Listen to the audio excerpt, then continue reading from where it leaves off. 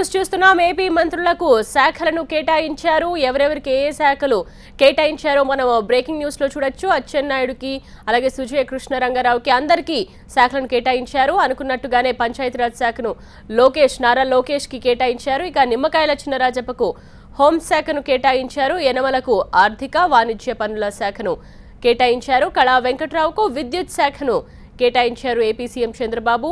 అచ్చెన్నాయుడుకు రవాణా బీసీ సంక్షేమంను కేటాయించారు. సుజయ కృష్ణరంగారావుకు గనుల శాఖను కేటాయించారు.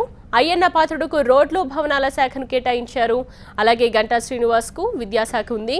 ఇక మిగతా వాళ్లకు కూడా శాఖలను కేటాయించారు ఏపీ సీఎం చంద్రబాబు. దీనికి సంబంధించిన బ్రేకింగ్ న్యూస్ మనం చూస్తున్నాం. నారా లోకేష్ కు పంచాయతీరాజ్, గ్రామీణాభివృద్ధి, ఐటీ ఈ 3 శాఖల్ని కేటాయించారు. టర్మ్స్ అండ్ రిజిస్ట్రేషన్ కేటాయించారు. నిమ్మకాయల చినరాజప్పకు హోంశాఖను కేటాయించారు. యనమల ఆర్థిక వాణిజ్య పనులు చూసుకుంటారు. కళా వెంకట్రావుకు విద్యుత్ శాఖను కేటాయించారు. ఏపీ మంత్రులకు శాఖలను కేటాయించారు ఏపీ సీఎం చంద్రబాబు. ఎవరెవరకు ఏ శాఖలు కేటాయించారో మనం బ్రేకింగ్ న్యూస్ లో చూస్తున్నాం.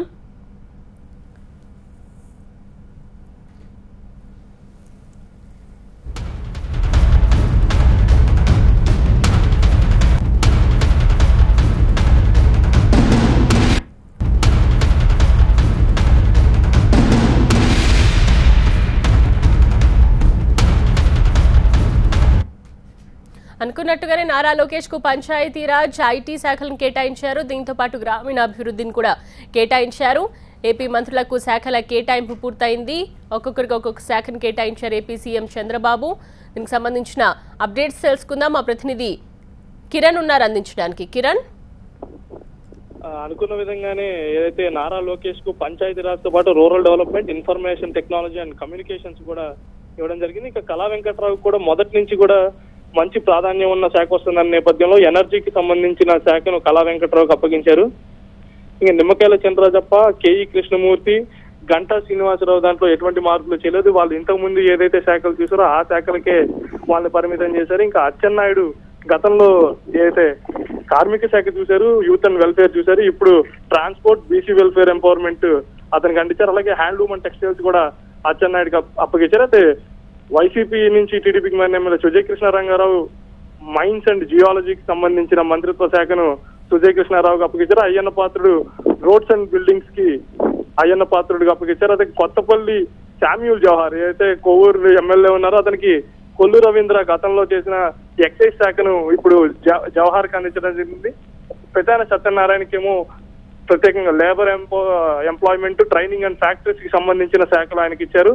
ఇక మాణిక్యాలరావు కావచ్చు, కామినేని శ్రీనివాస్ కావచ్చు, బీజేపీ మంత్రులు గతంలోనే ఏవైతే శాఖలు నిర్వహించారో అవే శాఖలు వాళ్ళకి అప్పగించారు. కొల్లు రవీంద్రని ఎక్సైజ్ నుంచి తప్పించి లా అండ్ జస్టిస్ అలాగే స్కిల్ డెవలప్మెంట్, యూత్ స్పోర్ట్స్ కి పరిమితం చేశారు. అంటే ఎక్సైజ్ లో అతని పనితీరు కొంచెం ముఖ్యమంత్రికి నచ్చకపోవడంతో కొంచెం మార్చారు. ఇంకా దేవినేని ఉమామహేశ్వరరావు యాజ్ యూజువల్ గానే వాటర్ రిసోర్స్ మేనేజ్మెంట్ కి, జలవనరుల శాఖకి అతను కంటిన్యూ అవుతున్నాడు. ఇక నక్కా ఆనంద్ బాబు కొత్తగా వచ్చాడైతే ఇది ఏదైతే ఎస్సీ కావడంతో అతనికి రావెల కిషోర్ బాబుకి ఏదైతే ఉండిందో ఆ శాఖను నక్కా ఆనంద్ బాబుకి ఇచ్చారు. ప్రస్తుతం సోషల్ వెల్ఫేర్ అండ్ ఎంపవర్మెంట్ గతంలో రావెల కిషోర్ బాబు చేశారు, ఇప్పుడు దాన్ని నక్కా ఆనంద్ బాబుకి అప్పగించారు. అయితే పత్తిపాటి పుల్లారావుకి మాత్రం కొంచెం ఇబ్బంది పడింది. అగ్రికల్చర్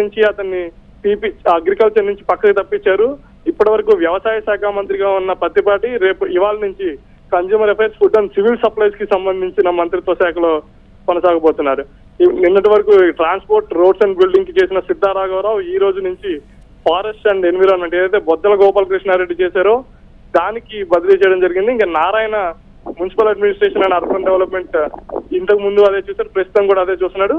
ఇక నెల్లూరు జిల్లాకు చెందిన సోమిరెడ్డి చంద్రమోహన్ రెడ్డికి వ్యవసాయ శాఖని చాలా కీలకంగా తీసుకున్నారు. రైతులకు రుణమాఫీలు కావచ్చు, అన్నిటి విషయాల్లో కొంచెం అయితే కొన్ని ఆరోపణలు కూడా పత్తిపాటి పుల్లారావు ఎదుర్కొన్న నేపథ్యంలో అతని ప్లేస్ లో ఇప్పుడు సోమిరెడ్డి చంద్రమోహన్ రెడ్డికి ఇవ్వడం జరిగింది. ఇంకా ఆదినారాయణ రెడ్డి ఎవరైతే ఉన్నారో అతనికి యానిమల్ హస్బెండరీ, డైలీ డెవలప్మెంట్ తో పాటు marketing and warehousing department అప్పచెప్పారు.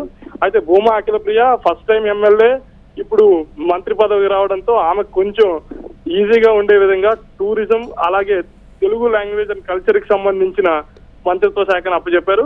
కాలువ శ్రీనివాస్ మొదటి నుంచి కూడా మీడియా ఫ్రెండ్లీగా ఉంటున్నాడు, ఇన్ఫర్మేషన్ అన్ని పాస్ చేయడానికి చాలా అనువుగా ఉంటారు కాబట్టి ఆయనకి రూరల్ హౌసింగ్ తో పాటు ఐఎన్పిఆర్ మినిస్ట్రీ కూడా ఇచ్చారు. గతంలో కూడా ఐఎన్పిఆర్ మినిస్ట్రీ నిన్నటి వరకు కూడా అనంతపురం జిల్లాకి చెందిన అయితే పల్లె రఘునాథ్ రెడ్డి ఉన్నారు, ఆయన చూసేవారు. ఇప్పుడు ఆ జిల్లా మంత్రిని మార్చినప్పుడు కూడా అదే జిల్లాకు చెందిన మంత్రి ఐఎన్పిఆర్ ని చూడడం జరుగుతుంది. ఇక పరిటాల సునీతకు ఇప్పుడు ఆ శాఖ మార్పు జరిగింది. Women empowerment and child welfare ఏదైతే శిశు సంక్షేమ శాఖ ఉంటుందో ఆ శాఖను పరిటాల సునీత చూస్తున్నారు. ఇక అమర్నాథ్ రెడ్డి, చిత్తూరు జిల్లాకు చెందిన అమర్నాథ్ రెడ్డి అగ్రి బిజినెస్ అలాగే కామర్స్ కి సంబంధించి పబ్లిక్ ఎంటర్ప్రైజెస్ కూడా సంబంధించిన శాఖలు ఆయన దగ్గర అప్పగించారు.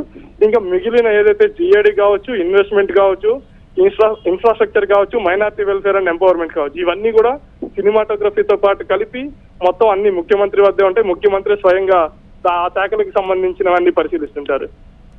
ఎస్ కిరణ్, అంటే శాఖల కేటాయింపుతో మంత్రులందరూ సంతృప్తి చెందినట్టేనా?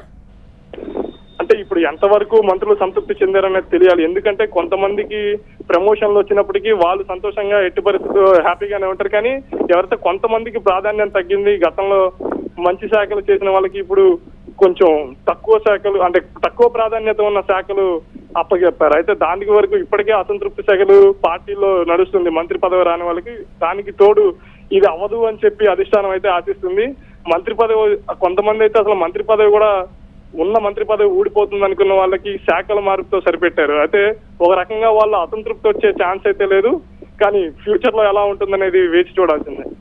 ఇక నారా లోకేష్ కి అందరూ అనుకున్నట్టుగానే ఐటీ, పంచాయతీరాజ్, గ్రామీణాభివృద్ధి శాఖను కేటాయించారు. సో ఆయన పనితీరు ఏ విధంగా ఉండే అవకాశం ఉంది ఈ విషయం? నారా లోకేష్ ఏదైతే ప్రభుత్వంలో పెద్ద ఎత్తున బాధ్యత పోషిస్తారని మొదటి నుంచి వార్తలు వస్తున్న మాట నేపథ్యంలో ఇప్పుడు పంచాయతీరాజ్, రూరల్ డెవలప్మెంట్ అతనికి అప్పచెప్పారు. అలాగే ఇన్ఫర్మేషన్ టెక్నాలజీ అండ్ కమ్యూనికేషన్ కూడా అప్పచెప్పారు.